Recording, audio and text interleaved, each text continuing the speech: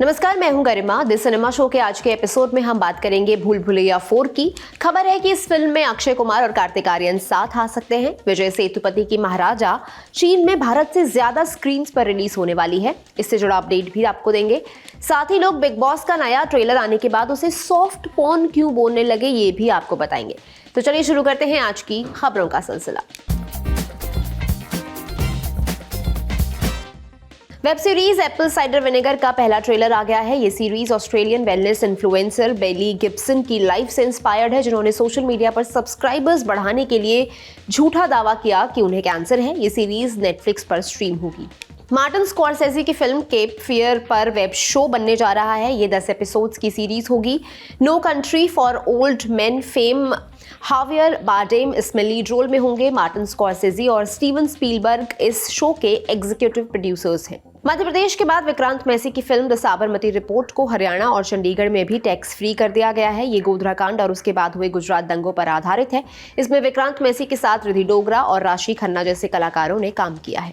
बॉलीवुड हंगामा की रिपोर्ट के मुताबिक विकी कौशल की फिल्म छावा की रिलीज डेट को आगे खिसकाया जा सकता है। इसे 2025 की फरवरी के दूसरे या तीसरे हफ्ते में रिलीज किया जा सकता है। अगर सूत्रों की माने तो छावा छत्रपति शिवाजी महाराज के बेटे संभाजी महाराज की कहानी है। 19 फरवरी को शिवाजी महाराज की जयंती होती है और मेकर्स को लगता है कि इस तारीख के आसपास फिल्म को रिलीज किया जाना चाहिए। लंबे समय से आर्यन खान की वेब सीरीज को लेकर मीडिया रिपोर्ट्स छप रही थी। अब नेटफ्लिक्स और शाहरुख खान ने इसका अनाउंसमेंट कर दिया है।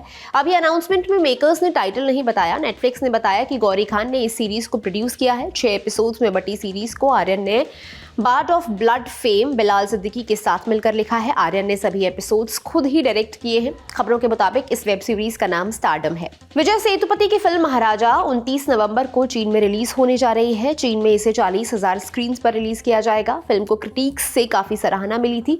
महाराजा को निथिलन सामीनाथन ने डायरेक्ट किया है। फिल्म में अनुराग कश्यप भी अहम रोल में है। लगभग 2 दशकों के बाद मोहनलाल और ममूटी साथ में एक फिल्म करने जा रहे हैं। 1, 2, 3 तेलुगु में छपी खबर में बताया गया है कि श्रीलंका में इस फिल्म का शूट शुरू हो गया है।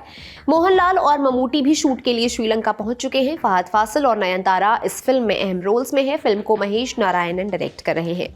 मुफासा द लायन किंग का हिंदी ट्रेलर आ गया है। इसके हिंदी वर्जन में मुफासा के लिए शाहरुख खान, सिम्बा के लिए आर्यन खान और मुफासा के बचपन की डबिंग अबराम ने की है। ये फिल्म 20 दिसंबर को हिंदी, इंग्लिश, तमिल और तेलुगु में रिलीज होगी। हिंदुस्तान टाइम्स की खबर के मुताबिक श्रद्धा कपूर वॉर 2 के एक गाने में ऋतिक रोशन और जूनियर एनटीआर के साथ नजर आ सकती हैं। हालांकि मेकर्स की तरफ से इस बारे में कोई अनाउंसमेंट नहीं की गई है। इससे पहले खबर आई थी कि श्रद्धा से पुष्पा 2 के गाने के लिए बातचीत चल रही है, लेकिन बाद में वो गाना श्रीलीला ने किया। पुष्पा 2 इंडिया में 5 दिसंबर और विदेशों में 4 दिसंबर को रिलीज हो रही है। फिल्म ने यूएस की एडवांस बुकिंग में रिकॉर्ड तोड़ दिया है। प्रत्यांगिरा सिनेमास पुष्पा 2 को यूएस में डिस्ट्रीब्यूट कर रहे हैं। उन्होंने जानकारी दी कि यूएस में पुष्पा 2 की $1 मिलियन यानी करीब 8 करोड़ रुपए से ज्यादा की टिकट एडवांस में बिक चुकी हैं। पुष्पा 2 यूएस में सबसे तेज $1 मिलियन की प्री सेल पाने वाली फिल्म बन गई है।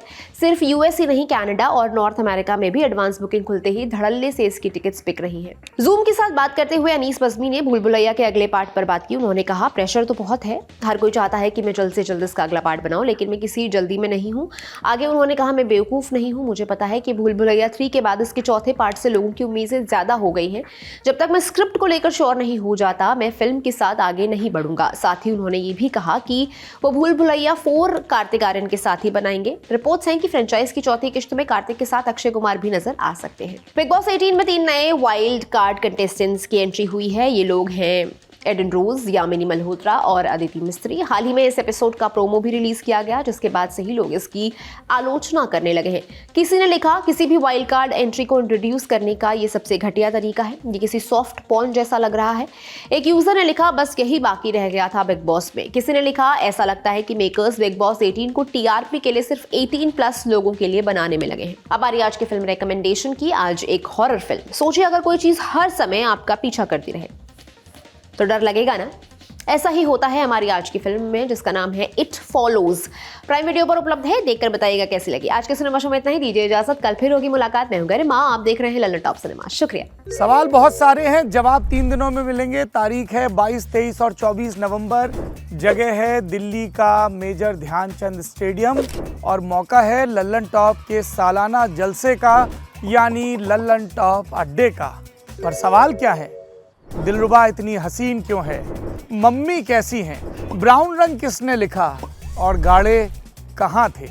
आइए और देश और दुनिया की नामचीन हस्तियों से मिलिए, उनसे अपने हिस्से के सवाल पूछिए और कहकहों में और ज्ञान की रोशनी में सराबोर हो जाइए, क्योंकि ये है लल्लन टॉप का सालाना अड्डा। और इस अड्डे का हिस्सा बनने के लिए आपको करना होगा रजिस्ट्रेशन thelullantop.com पर जाकर या डिस्क्रिप्शन में दिए लिंक पर। 499 रुपये मात्र में 3 दिनों का पास आपके लिए उपलब्ध हो जाएगा और फिर होगी भरपूर मौज, क्योंकि नाम है हमारा लल्लन टॉप।